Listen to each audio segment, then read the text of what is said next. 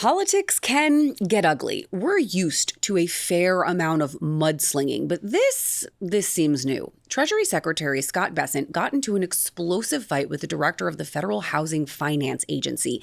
It almost came to blows and did come to the threat of them. Yeah, this spat devolved into promises of physical violence. Two sources told the Post that Bessent threatened to beat up Director Bill Pulte for allegedly trash-talking him to President Trump.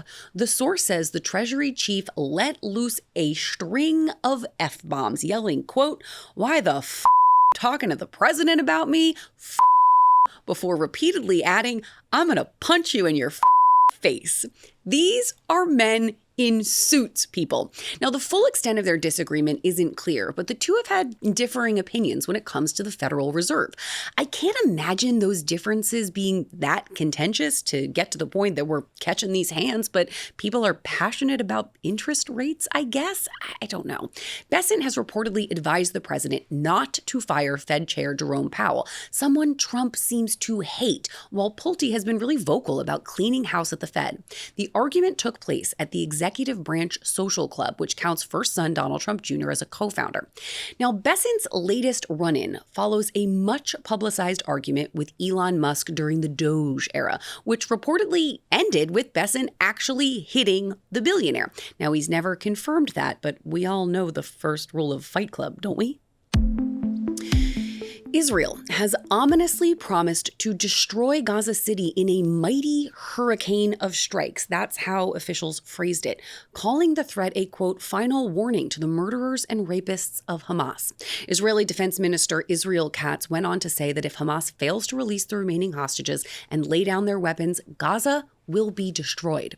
The new tough talk follows similar threats from President Trump. Sunday night, he posted online demanding Hamas accept the ceasefire that's currently on the table, writing, quote, "This is my last warning and there will not be another one." Meanwhile, two Palestinian gunmen opened fire at a bus stop on the outskirts of Jerusalem Monday, killing 6 in what authorities are describing as a terrorist attack. It is one of the deadliest such incidents inside of Israel in the past few years.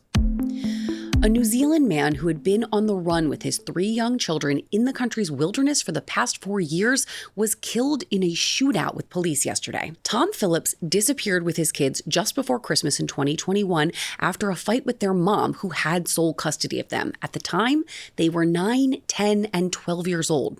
For years, this poor woman didn't know if her children were even alive, but they were spotted about a year ago by, of all people, a group of pig hunters. Then, Monday, at 2:30 in the morning local time, police responded to a burglary at a rural farm store. That is where they found Phillips. Now, he tried to flee on a stolen quad bike, but authorities laid out spikes and quite literally stopped him in his tracks. Seemingly with no way out, the driver opened fire, officers responded, and killed him. Now, his oldest was with him during this deadly shootout and was able to lead authorities to his siblings, who were hiding out at a campsite in the area.